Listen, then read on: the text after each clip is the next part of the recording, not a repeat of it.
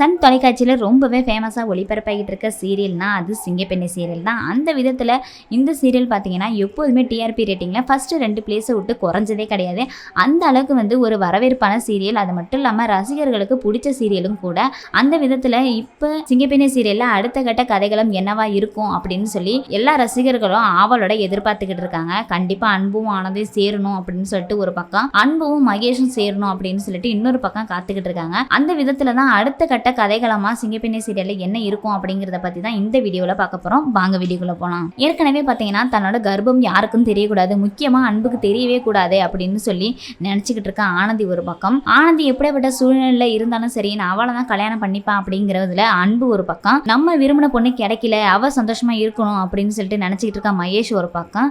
மாமாவது சந்தோஷமா இருக்கட்டும் அதனால சொல்லிட்டு 2 பேருமே சேர்த்து வைக்கணும் அப்படின்னு சொல்லிட்டு முடிவெடுத்திருக்க துளசி ஒரு பக்கம் அப்படின்னு சொல்லி 4 கோணங்கள்லையுமே ஒரு விறுவிறுப்பான கதைகளத்தோட கொண்டது தான் இந்த சிங்கப்பெண்ணை சீரியல். அதை தொடர்ந்து எப்படியாவது மகேஷும் ஆனந்தி சேர விடக்கூடாது அப்படின்னு சொல்லி போராடிக்கிட்டு இருக்க மித்ரா ஒரு பக்கம் அப்படின்னு சொல்லி பல திருப்பங்களோட இருந்துகிட்டு இருக்க இந்த சீரியல்ல இப்போ கடைசி கட்டமாக ஆனந்தியோட கர்ப்பம் தெரியணும் அப்படின்னு சொல்லிட்டு ஒரு மெடிக்கல் கேம்ப் ஒன்று அரேஞ்ச் பண்ணி மகேஷும் அதை நடத்திருக்காரு. அதை தொடர்ந்து தான் இந்த மெடிக்கல் கேம்ப் மூலியமாக தான் ஆனந்தியோட கர்ப்பம் தெரியும் அப்படிங்கிறப்ப தான் கதைகளாம் அமைஞ்சிருக்கு.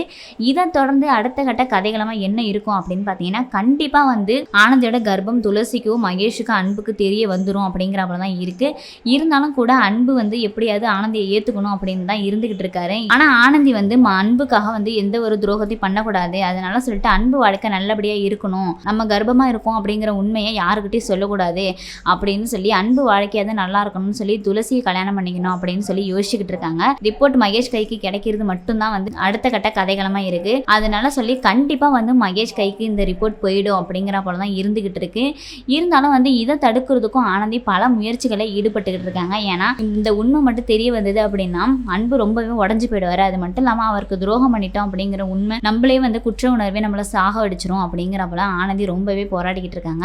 இதெல்லாம் தாண்டி எப்படியாவது அந்த ரிப்போர்ட் மகேஷ் கைக்கு போயிடணும் அப்படிங்கிற போல தான் அடுத்த கட்ட கதைகளும் இருக்கு. இதை தொடர்ந்து தான் மகேஷுக்கும் துளசிக்கும் கல்யாணம் நடக்கும். அப்படி இல்லைன்னா ஆனந்திக்கும் அன்புக்கும் தான் கல்யாணம் நடக்கும் அப்படின்னு தான் எதிர்பார்க்கப்படுது. ஏன்னா கண்டிப்பா அன்பும் ஆனந்தியும் சேரணும் அப்படின்னு சொல்லி தான் ரசிகர்கள் எல்லாருமே விரும்பிக்கிட்டு இருக்காங்க. இதை தொடர்ந்து மகேஷும் துளசியும் சேர்ந்துருவாங்க அப்படின்னு சொல்லி இன்னொரு பக்கம் ரசிகர்கள் எல்லாரும் ஆவலோட எதிர்பார்த்துக்கிட்டு இருக்காங்க. வெயிட் பண்ணி தான் பார்க்கணும் எந்த மாதிரியான ட்விஸ்டெல்லாம் இதில் வச்சிருக்காங்க அப்படின்னு சொல்லி ஆவலோட எதிர்பார்த்துக்கிட்டு இருக்கோம். உங்களுக்கு எந்த ஜோடி சேர்ந்தா நல்லா இருக்கும் அப்படிங்கிற கருத்தை கமெண்ட் பாக்ஸில் சொல்லிடுங்க. அது மட்டும் இல்லாமல் இந்த போல சீரியல் அப்டேட்டுகளுக்கு நம்ம வெத்தலை பெட்டி சேனலை மறக்காம லைக் அண்ட் ஷேர் பண்ணுங்க, சப்ஸ்கிரைபும் பண்ணிடுங்க.